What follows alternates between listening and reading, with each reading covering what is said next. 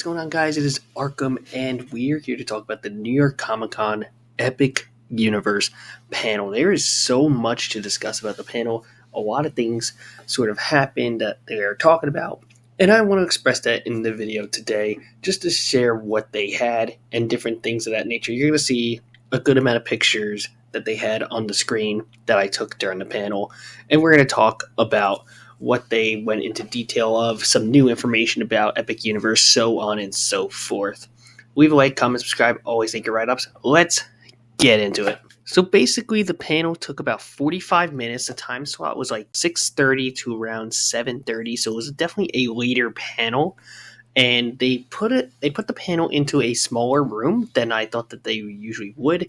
And I have to say, because of this, the room was slammed. It was absolutely packed in the room. They tried to squeeze as many people in, but I do know that there were people that were turned away. So not everybody got to go inside the room to see the panel. And basically the entire panel was just an overview of what Epic Universe is going to have in store. They did detail some things that they did have that have not really been revealed yet, which is really, really neat. And we'll get into details about each part that they talked about momentarily. But in general, it was pretty much just sort of this overview as to what Epic Universe is, and it goes into all of 5 different sections, including Helios, and what they are more excited about with the area when it opens on May 22nd. That's right. May is when it is going to open. It's going to open right before Memorial Day weekend. I believe it's a Thursday.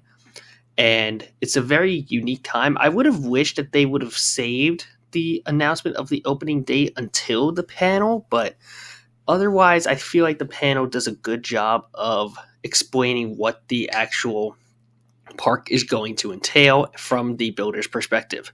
So let's get into each of the areas. So the first thing they talk about is Celestial Park, and they showcase Stardust Racers, and they show off this trailer for pretty much the whole park before going in depth with Celestial Park, talking about the animated archway entrance, going into detail about the Luna statue, how the Constellation Carousel is no ordinary carousel, and it does a really good job of just getting you hyped up for what the first thing is that you're going to see when you enter the park, and that is Celestial Park.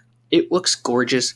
They didn't show us like any current construction footage like BioReconstruct would, but just more or less rendering photos, which would have been nice to see some like BioReconstruct style photos, but otherwise, you could see like just the ample amount of work. The fact that they're opening the park literally in like almost 6 months' time is unbelievable, especially after Hurricane Milton that just passed through the area. So you gotta really commemorate the team that's down there working very hard on Epic Universe. And then after that, they start to make their way around the park, starting with Super Nintendo World. So they talk about how it is the most immersive area. It's bigger than the other areas. It is much, much bigger than the other Super Nintendo Worlds. It's going to have 3 attractions. It's going to have the Donkey Kong Coaster, the Yoshi Adventure, and the Mario Kart ride. All look to be amazing. They have POVs for the Japan versions of them, and then the Donkey Kong one has been testing in Japan but has been delayed. So who knows? This one in Orlando might be the first one to open. We will see. Then they go about Dark Universe, which seemed to get the most reception out of everybody in the room. So that one definitely seems to hype people up. They got 2 rides for that one, which is Curse of the Werewolf and Monsters Unchained, which is basically a dark ride similar to Forbidden Journey and Islands of Adventure. Then they talk about Harry Potter, which was a big fan of one of the other builders that was on the panel, and she was super excited about it because it's combining Fantastic Beasts with Harry Potter, which is really cool. It's only going to have 1 attraction there, but they do have expansion room for other attractions. And then they talk about Isle of Berk after that, which looks incredible. It has the most amount of rides, has a indoor theater show, style of Broadway, looks to be absolutely incredible. I mean, the panel itself, yes, crowded room, a lot of people inside were really excited to see how this would work out.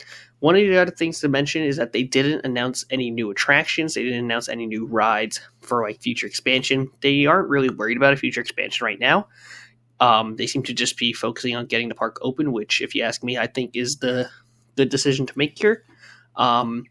So they seem very much on top of getting this park open ready for that May 22nd date and getting that prepared and ready to go. But let's get into some very interesting things that they said, that they talked about throughout the panel. One of the things that they mentioned with Dark Universe is that they have announced even more monsters. The Phantom of the Opera, Igor, just to name a few, were recently announced. They weren't sure about them, or we weren't sure about who else they would add, but they have since announced that they're adding them as well, which is really exciting as well. They also talked about at the end of the panel about what their favorite thing about like the first day, what they're looking for is, and all of their responses were super genuine and kind. I mean, they really are hyping up this park so much. The lead behind the project was getting very emotional, talking about his experience as a tour guide in Universal Hollywood. I mean, this project means so much to so many people that are a part of it, and it's really great to see the vision come to life in many different ways. And now they're less than a year away from fully opening the park, and it's a very exciting thing to see. All in all, I am beyond excited to go check out Epic Universe when it opens. I'm not going to be there on opening day, but it'll be really exciting to see when I get down to Florida at some point to go and check it out for myself. But let me know, what do you think of the panel if you were there? Let me know what you think of Epic Universe right now. Do you think it'll be the best park in Florida? You let me know. Leave a like, comment, subscribe, and always link your ride ops. And I hope you all enjoy this video on Epic Universe. Stay tuned and you can see a little bit of a small catalog of the things that I accomplished at New York Comic Con, and you can check that compilation out right after this. Goodbye.